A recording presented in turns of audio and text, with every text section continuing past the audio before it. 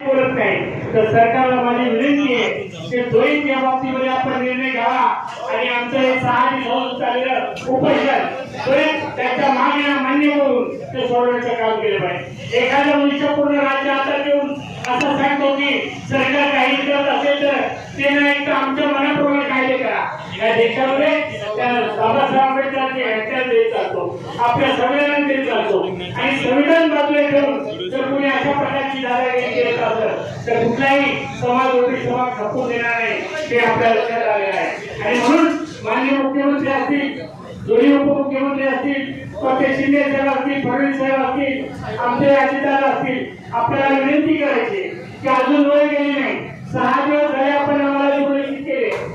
जर तुम्ही या ठिकाणी जर कारवाई नाही केली तर महाराष्ट्र पेटला आणि उद्या काही झटका राहिली तर सरकार जबाबदार राहील याची जाणीव असली पाहिजे। कुठलीही मागणी आमच्या हाके साहेब मागत असताना चुकीच्या पद्धतीने ते बोलतात आम्ही तसं बोललेलं आहे। आमचे वाघमारे साहेब असतील, हाके साहेब असतील, एक चांगल्या प्रकारचा घटनात्मक